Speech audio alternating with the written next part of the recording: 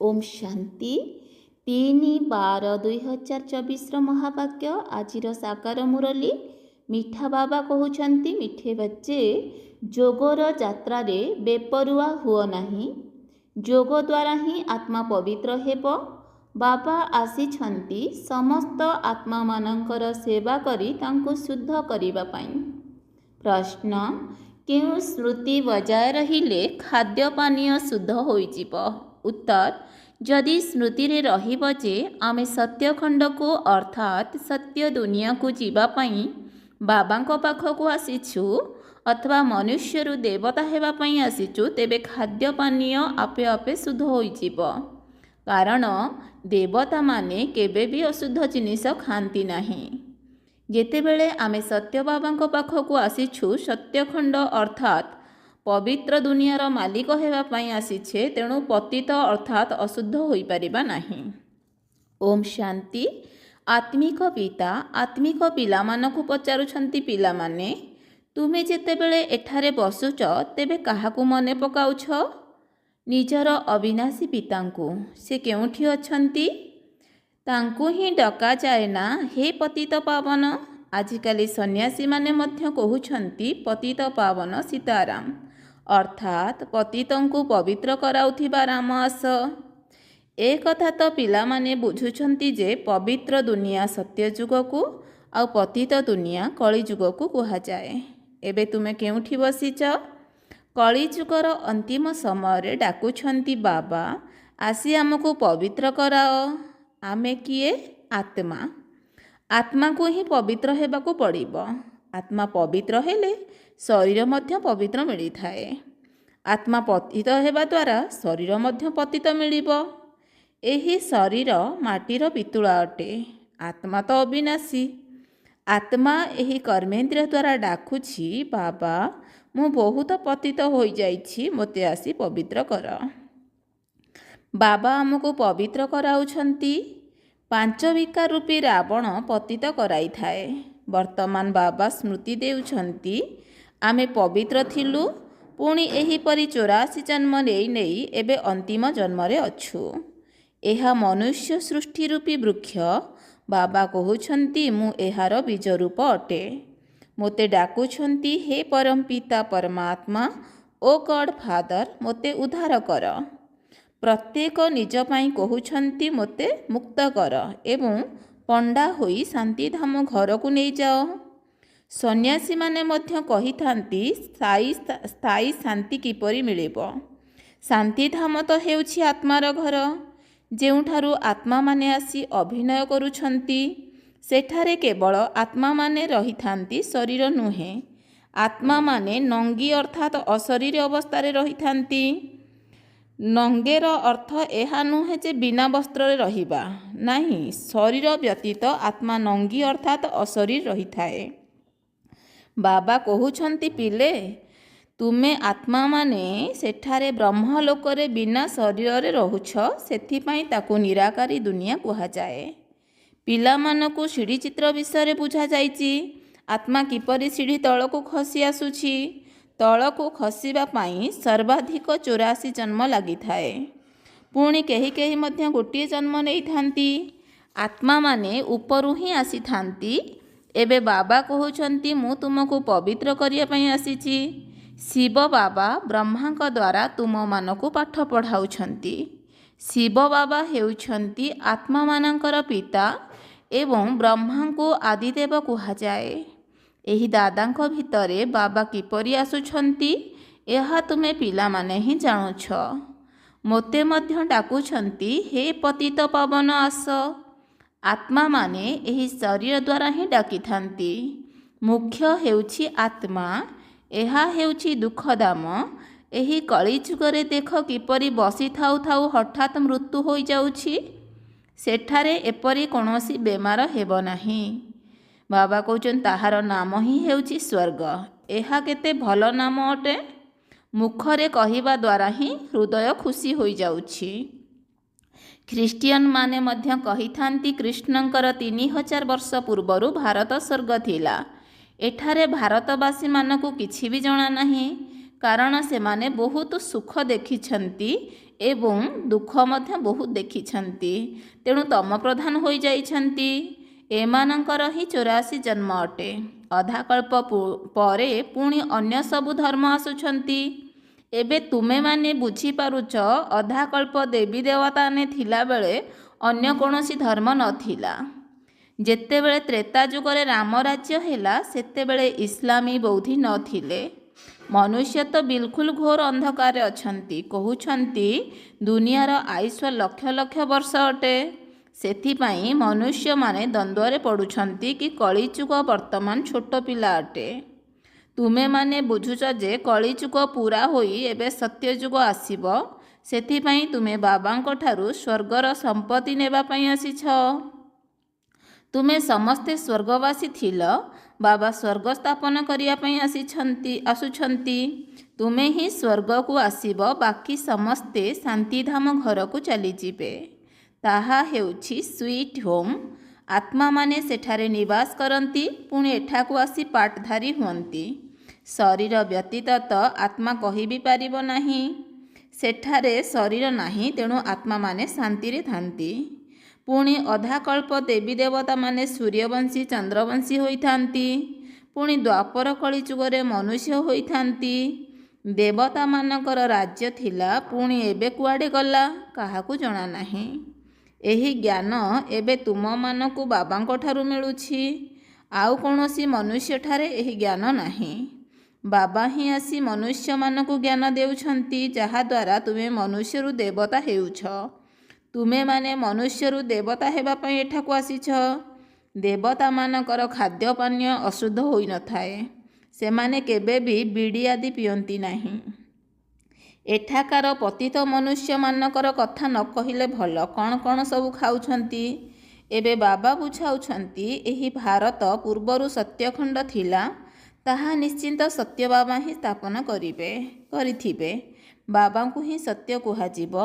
ବାବା କହୁଛନ୍ତି ମୁଁ ହିଁ ଏହି ଭାରତକୁ ସତ୍ୟଖଣ୍ଡ କରୁଛି। ତୁମେମାନେ ବାସ୍ତବରେ ଦେବତା କିପରି ହେଉଛ ତାହା ମଧ୍ୟ ତୁମକୁ ଶିଖାଉଛି। ବହୁତ ପିଲା ଏଠାକୁ ଆସୁଛନ୍ତି, ତେଣୁ ଘର ଇତ୍ୟାଦି ତିଆରି କରିବାକୁ ପଡ଼ୁଛି। ଶେଷ ପର୍ଯ୍ୟନ୍ତ ମଧ୍ୟ ତିଆରି ହେଉଥିବ। ବହୁତ ତିଆରି ହେବ। ଆଉ କେହି କେହି ଘର ମଧ୍ୟ କିଣୁଛନ୍ତି। ଶିବ ବାବା ବ୍ରହ୍ମାଙ୍କ ଦ୍ୱାରା କାର୍ଯ୍ୟ କରୁଛନ୍ତି। ବ୍ରହ୍ମା ହେଉଛନ୍ତି କଳା ଅର୍ଥାତ୍ ପତିତ, କାରଣ ଏହା ତାଙ୍କର ବହୁ ଜନ୍ମର ଶେଷ ଜନ୍ମ ଅଟେ ନା। ଇଏ ପୁଣି ପବିତ୍ର ଅର୍ଥାତ୍ ଗୋରା ହେଉଛନ୍ତି। କୃଷ୍ଣଙ୍କର ଚିତ୍ର ମଧ୍ୟ ଗୋରା ଏବଂ ଶ୍ୟାମଳ ଅଟେ ନା। ମ୍ୟୁଜିୟମରେ ବଡ଼ ବଡ଼ ଭଲ ଚିତ୍ର ସବୁ ରହିଛି, ଯାହାଦ୍ୱାରା ତୁମେ କାହାକୁ ଭଲ ଭାବରେ ବୁଝାଇ ପାରିବ। ଏଠାରେ ବାବା ମ୍ୟୁଜିୟମ ତିଆରି କରୁନାହାନ୍ତି। ଏହାକୁ କୁହାଯାଏ ଟାୱାର ଅଫ୍ ସାଇଲେନ୍ସ। ତୁମେମାନେ ଜାଣିଛ ଆମେ ଶାନ୍ତିଧାମ ନିଜ ଘରକୁ ଯାଉଛୁ। ଆମେ ସେଠାକାର ନିବାସୀ ପୁଣି ଏଠାକୁ ଆସି ଶରୀର ଧାରଣ କରି ଅଭିନୟ କରୁଛୁ। ପିଲାମାନଙ୍କର ପ୍ରଥମେ ଏହି ନିଶ୍ଚୟ ରହିବା ଉଚିତ ଯେ ଏଠାରେ କୌଣସି ସାଧୁସନ୍ଥ ପଢ଼ାଉନାହାନ୍ତି। ଇଏ ଦାଦା ତ ସିନ୍ଧୁ ପ୍ରଦେଶରେ ରହିଥିଲେ, ପରନ୍ତୁ ଏହାଙ୍କ ଶରୀରରେ ଯିଏ ପ୍ରବେଶ କରି କହୁଛନ୍ତି ସେ ହେଉଛନ୍ତି ଜ୍ଞାନର ସାଗର। ତାଙ୍କୁ କେହି ଜାଣିନାହାନ୍ତି। ଗଡ୍ ଫାଦର ମଧ୍ୟ କହୁଛନ୍ତି। ପୁଣି କହୁଛନ୍ତି ତାଙ୍କର ନାମ ରୂପ ହିଁ ନାହିଁ। ସେ ହେଉଛନ୍ତି ନିରାକାର, ତାଙ୍କର କୌଣସି ଆକାର ନାହିଁ। ପୁଣି କହିଦେଉଛନ୍ତି ସେ ସର୍ବବ୍ୟାପୀ ଅଟନ୍ତି। ଆରେ ପରମାତ୍ମା କେଉଁଠି ଅଛନ୍ତି? କହିବେ ସର୍ବବ୍ୟାପୀ ଅଟନ୍ତି, ସମସ୍ତଙ୍କ ଭିତରେ ଅଛନ୍ତି। ଆରେ ପ୍ରତ୍ୟେକଙ୍କ ଭିତରେ ଆତ୍ମା ରହିଛି, ସବୁ ଭାଇ ଭାଇ ଅଟନ୍ତି ନା। ପୁଣି ଘଟ ଘଟରେ ପରମାତ୍ମା କେଉଁଠୁ ଆସିଲେ? ଏପରି ତ କୁହାଯିବ ନାହିଁ କି ପରମାତ୍ମା ମଧ୍ୟ ଅଛନ୍ତି ଏବଂ ଆତ୍ମା ମଧ୍ୟ ଅଛି। ସମସ୍ତେ ପରମାତ୍ମା ବାବାଙ୍କୁ ଡାକୁଛନ୍ତି। ବାବା ଆସି ଆମ ପତିତମାନଙ୍କୁ ପବିତ୍ର କର। ମୋତେ ତୁମେ ଏହି ଧନ୍ଦା ବା ଏହି ସେବା କରିବା ପାଇଁ ଡାକୁଛ। ଆମ ସମସ୍ତଙ୍କୁ ଆସି ଶୁଦ୍ଧ କର। ପତିତ ଦୁନିଆକୁ ମୋତେ ନିମନ୍ତ୍ରଣ ଦେଉଛ। କହୁଛ ବାବା ଆମେ ପତିତ ଅଟୁ। ବାବା ତ ପବିତ୍ର ଦୁନିଆ ଦେଖୁ ହିଁ ନାହାନ୍ତି। ପତିତ ଦୁନିଆରେ ହିଁ ତୁମର ସେବା କରିବା ପାଇଁ ଆସିଛନ୍ତି। ଏବେ ଏହି ରାବଣ ରାଜ୍ୟ ବିନାଶ ହୋଇଯିବ। ବାକି ତୁମେ ଯେଉଁମାନେ ରାଜଯୋଗ ଶିଖୁଛ ସେଠାରେ ଯାଇ ରାଜାମାନଙ୍କର ରାଜା ହେବ। ତୁମମାନଙ୍କୁ ଅଗଣିତ ଥର ଏହି ପାଠ ପଢ଼ାଉଛି। ପୁଣି 5000 ବର୍ଷ ପରେ ତୁମକୁ ହିଁ ପଢ଼ାଇବି। ବର୍ତ୍ତମାନ ସତ୍ୟଯୁଗ ଏବଂ ତ୍ରେତା ଯୁଗର ରାଜଧାନୀ ସ୍ଥାପନ ହେଉଛି। ପ୍ରଥମେ ହେଉଛି ବ୍ରାହ୍ମଣ କୂଳ। ପ୍ରଜାପିତା ବ୍ରହ୍ମାଙ୍କର ଗାୟନ ଅଛି ନା, ଯାହାଙ୍କୁ ଏଡମ୍ ବା ଆଦିଦେବ କୁହାଯାଏ। ଏ କଥା କେହି ଜାଣିନାହାନ୍ତି। ବହୁତ ଅଛନ୍ତି ଯିଏକି ଏଠାକୁ ଆସି ପୁଣି ଶୁଣିସାରି ପୁଣି ମାୟାର ଅଧୀନ ହୋଇଯାଉଛନ୍ତି। ପୁଣ୍ୟ ଆତ୍ମା ହେଉ ହେଉ ପୁଣି ପାପ ଆତ୍ମା ହୋଇଯାଉଛନ୍ତି। ମାୟା ବଡ଼ ଜବରଦସ୍ତ ଅଟେ, ସମସ୍ତଙ୍କୁ ପାପ ଆତ୍ମା କରାଇ ଦେଉଛି। ଏଠାରେ କୌଣସି ପବିତ୍ର ଆତ୍ମା ପୁଣ୍ୟ ଆତ୍ମା ହିଁ ନାହାନ୍ତି। ଦେବୀ ଦେବତାମାନେ ହିଁ ପବିତ୍ର ଆତ୍ମା ଥିଲେ। ଯେତେବେଳେ ସମସ୍ତେ ପତିତ ହୋଇଯାଆନ୍ତି ସେତେବେଳେ ବାବାଙ୍କୁ ଡାକିଥାନ୍ତି। ବର୍ତ୍ତମାନ ଏହା ହେଉଛି ରାବଣର ରାଜ୍ୟ, ପତିତ ଦୁନିଆ। ଏହାକୁ କୁହାଯାଉଛି କଣ୍ଟାର ଜଙ୍ଗଲ। ସତ୍ୟଯୁଗକୁ କୁହାଯାଏ ଫୁଲର ବଗିଚା। ମୋଗଲ ଗାର୍ଡେନର ବହୁତ ଫାଷ୍ଟ କ୍ଲାସ୍ ଭଲ ଭଲ ଫୁଲ ହୋଇଥାଏ। ଅରଖ ଫୁଲ ମଧ୍ୟ ମିଳିବ, ପରନ୍ତୁ ଏହାର ଅର୍ଥକୁ କେହି ବି ବୁଝିନାହାନ୍ତି।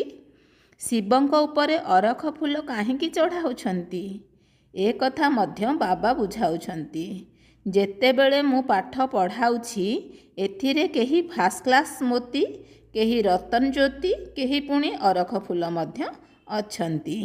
କ୍ରମାନୁସାରେ ତ ଅଛନ୍ତି ନା, ତେଣୁ ଏହାକୁ ଦୁଃଖଧାମ ମୃତ୍ୟୁଲୋକ କୁହାଯାଉଛି। ସତ୍ୟଯୁଗ ହେଉଛି ଅମର ଲୋକ। ଏ କଥା କୌଣସି ଶାସ୍ତ୍ରରେ ନାହିଁ। ଶାସ୍ତ୍ର ତ ଏହି ଦାଦା ପଢ଼ିଛନ୍ତି, ବାବା ତ ଶାସ୍ତ୍ର ପଢ଼ାଇବେ ନାହିଁ। ବାବା ନିଜେ ସଦ୍ଗତିଦାତା ଅଟନ୍ତି। ଆବଶ୍ୟକ ସ୍ଥଳେ ଗୀତାର ଉଦାହରଣ ଦେଇଥାନ୍ତି। ସର୍ବଶାସ୍ତ୍ରମୟୀ ଶିରୋମଣି ଗୀତାକୁ ଭଗବାନ ହିଁ ଶୁଣାଇଛନ୍ତି, ପରନ୍ତୁ ଭଗବାନ କାହାକୁ କୁହାଯାଉଛି ଏ କଥା ଭାରତବାସୀମାନଙ୍କୁ ଜଣାନାହିଁ। ବାବା କହୁଛନ୍ତି, ମୁଁ ନିଷ୍କାମ ସେବା କରୁଛି, ତୁମକୁ ବିଶ୍ୱର ମାଲିକ କରୁଛି, ମୁଁ ମାଲିକ ହେଉନାହିଁ। ସ୍ୱର୍ଗରେ ତୁମେମାନେ ମୋତେ ମନେ ପକାଇବ ନାହିଁ। ଦୁଃଖରେ ସମସ୍ତେ ସ୍ମରଣ କରନ୍ତି, ସୁଖରେ କେହି କରନ୍ତି ନାହିଁ। ଏହାକୁ ଦୁଃଖ ଏବଂ ସୁଖର ଖେଳ କୁହାଯାଏ। ସ୍ୱର୍ଗରେ ଅନ୍ୟ କୌଣସି ଧର୍ମ ହିଁ ନାହିଁ। ସେମାନେ ସମସ୍ତେ ପରେ ଆସୁଛନ୍ତି। ତୁମେମାନେ ଜାଣୁଛ, ଏବେ ଏହି ପୁରୁଣା ଦୁନିଆର ବିନାଶ ହେବ। ପ୍ରାକୃତିକ ବିପର୍ଯ୍ୟୟ, ତୋଫାନ ଇତ୍ୟାଦି ଜୋରରେ ଆସିବ, ସବୁକିଛି ଖତମ ହୋଇଯିବ। ତେଣୁ ଏବେ ବାବା ଆସି ନିର୍ବୁଦ୍ଧିଆରୁ ବୁଦ୍ଧିମାନ କରୁଛନ୍ତି। ବାବା ତୁମକୁ ବହୁତ ସମ୍ପତ୍ତି ଦେଇଥିଲେ, ସବୁ କୁଆଡ଼େ ଗଲା? ଏବେ କେତେ କାଙ୍ଗାଳ ହୋଇଯାଇଛନ୍ତି। ଭାରତ ଯିଏକି ସୁନାର ଚଢ଼େଇ ଥିଲା, ସେ ଏବେ କ'ଣ ହୋଇଯାଇଛି? ଏବେ ପୁଣି ପତିତ ପାବନ ବାବା ଆସି ରାଜଯୋଗ ଶିଖାଉଛନ୍ତି। ତାହା ହେଉଛି ହଠଯୋଗ। ଏହା ରାଜଯୋଗ ଅଟେ। ଏହି ରାଜଯୋଗ ସ୍ତ୍ରୀ ପୁରୁଷ ଉଭୟଙ୍କ ପାଇଁ ଅଟେ। ସେହି ହଠଯୋଗ କେବଳ ପୁରୁଷ ହିଁ ଶିଖିଥାନ୍ତି। ଏବେ ବାବା କହୁଛନ୍ତି, ପୁରୁଷାର୍ଥ କରି ବିଶ୍ୱର ମାଲିକ ହୋଇ ଦେଖାଅ, ବାକି ଅଳ୍ପ ସମୟ ମଧ୍ୟରେ ପୁରୁଣା ଦୁନିଆର ବିନାଶ ହେବ। ଏହି ଲଢ଼େଇ ଅନ୍ତିମ ଲଢ଼େଇ ଅଟେ। ଏହି ଲଢ଼େଇ ଆରମ୍ଭ ହେଲେ ଆଉ ଅଟକିବ ନାହିଁ। ଏହି ଯୁଦ୍ଧ ଆରମ୍ଭ ସେତେବେଳେ ହେବ ଯେତେବେଳେ ତୁମର କର୍ମାତୀତ ଅବସ୍ଥା ହେବ ଏବଂ ସ୍ୱର୍ଗକୁ ଯିବାର ଯୋଗ୍ୟ ହୋଇଯିବ। ବାବା ପୁଣି ମଧ୍ୟ କହୁଛନ୍ତି, ଯୋଗର ଯାତ୍ରାରେ ବେପରୁଆ ହୁଅ ନାହିଁ। ଏଥିରେ ହିଁ ମାୟା ବିଘ୍ନ ପକାଇଥାଏ। ଆଚ୍ଛା, ମିଠା ମିଠା ଶିକିଲଧେ ସନ୍ତାନମାନଙ୍କ ପ୍ରତି ମାତା ପିତା ବାପଦାଦାଙ୍କର ମଧୁର ସ୍ନେହ ସମ୍ପନ୍ନ ଶୁଭେଚ୍ଛା ଏବଂ ସୁପ୍ରଭାତ। ଆତ୍ମିକ ପିତାଙ୍କର ଆତ୍ମିକ ସନ୍ତାନମାନଙ୍କୁ ନମସ୍ତେ। ଆତ୍ମିକ ସନ୍ତାନମାନଙ୍କର ମାତୃପିତା ବାପଦାଦାଙ୍କୁ ନମସ୍ତେ ନମସ୍ତେ ନମସ୍ତେ। ଶୁକ୍ରିୟା ବାବା, ଶୁକ୍ରିୟା। ଧାରଣା ପାଇଁ ମୁଖ୍ୟ ସାରାଂଶ, ବାବାଙ୍କ ଦ୍ୱାରା ଭଲ ରୂପେ ପାଠ ପଢ଼ି ଫାଷ୍ଟ କ୍ଲାସ୍ ଫୁଲ ହେବାକୁ ପଡ଼ିବ। ଏହି କଣ୍ଟାର ଜଙ୍ଗଲକୁ ଫୁଲର ବଗିଚା କରିବାରେ ସମ୍ପୂର୍ଣ୍ଣ ସହଯୋଗ ଦେବାକୁ ପଡ଼ିବ। ଆଜି ବାବା ଦ୍ୱିତୀୟ ପଏଣ୍ଟରେ କହିଲେ, କର୍ମାତୀତ ଅବସ୍ଥାକୁ ପ୍ରାପ୍ତ କରିବା ପାଇଁ କିମ୍ବା ସ୍ୱର୍ଗରେ ଉଚ୍ଚ ପଦର ଅଧିକାର ପ୍ରାପ୍ତ କରିବା ପାଇଁ ଯୋଗର ଯାତ୍ରାରେ ତତ୍ପର ରହିବାକୁ ହେବ। ଏଥିରେ ବେପରୁଆ ହେବାର ନାହିଁ। ଆଜିର ବରଦାନ ହେଲା ବାବାଙ୍କର, ନିଜର ମସ୍ତକରେ ସର୍ବଦା ବାବାଙ୍କର ଆଶୀର୍ବାଦର ହାତ ଅନୁଭବ କରୁଥିବା ମାଷ୍ଟର ବିଘ୍ନ ବିନାଶକ ହୁଅ। ଆଜିର ବରଦାନ ବାବାଙ୍କର, ନିଜର ମସ୍ତକରେ ସର୍ବଦା ବାବାଙ୍କର ଆଶୀର୍ବାଦର ହାତ ଅନୁଭବ କରୁଥିବା ମାଷ୍ଟର ବିଘ୍ନ ବିନାଶକ ହୁଅ। ବିସ୍ତାର, ଗଣେଶକୁ ବିଘ୍ନ ବିନାଶକ କହିଥାନ୍ତି। ତେବେ ବିଘ୍ନ ବିନାଶକ ଆତ୍ମା ସେହିମାନେ ହୋଇଥାନ୍ତି ଯେଉଁମାନଙ୍କ ଭିତରେ ସର୍ବଶକ୍ତି ରହିଥାଏ। ତେଣୁ ସର୍ବଶକ୍ତିକୁ ଯଦି ଯଥା ସମୟରେ କାର୍ଯ୍ୟରେ ଲଗାଇବ, ତେବେ କୌଣସି ପ୍ରକାର ବିଘ୍ନ ତିଷ୍ଠି ପାରିବ ନାହିଁ। ସେଥିପାଇଁ ମାୟା ଯେତେ ବି ବିକରାଳ ରୂପ ଧାରଣ କରି ଆସୁ, କିନ୍ତୁ ତୁମେମାନେ ଜ୍ଞାନବାନ ଆତ୍ମା ହୋଇ ରୁହ। କାରଣ ଜ୍ଞାନବାନ ଆତ୍ମା କେବେ ବି ମାୟାଠାରୁ ପରାସ୍ତ ହୋଇପାରିବ ନାହିଁ। ଯଦି ତୁମର ମସ୍ତକରେ ବାପଦାଦାଙ୍କର ଆଶୀର୍ବାଦର ହାତ ରହିଥିବ, ତେବେ ଜାଣିନିଅ ବିଜୟର ତିଳକ ଲାଗି ରହିଛି। କାରଣ ପରମାତ୍ମାଙ୍କର ଆଶୀର୍ବାଦର ହାତ ଏବଂ ତାଙ୍କର ସଙ୍ଗ ବିଘ୍ନ ବିନାଶକ କରିଦିଏ। ସ୍ଲୋଗାନ: ନିଜ ଭିତରେ ସର୍ବଗୁଣକୁ ଧାରଣ କରି ଅନ୍ୟମାନଙ୍କୁ ଗୁଣର ଦାନ କରୁଥିବା ଆତ୍ମାମାନେ ହିଁ ଗୁଣମୂରତ ଅଟନ୍ତି। ଆଜିର ସ୍ଲୋଗାନ ହେଲା, ନିଜ ଭିତରେ ସର୍ବଗୁଣକୁ ଧାରଣ କରି ଅନ୍ୟମାନଙ୍କୁ ଗୁଣର ଦାନ କରୁଥିବା ଆତ୍ମାମାନେ ହିଁ ଗୁଣମୂରତ ଅଟନ୍ତି। ଆଚ୍ଛା, ଓମ୍ ଶାନ୍ତି।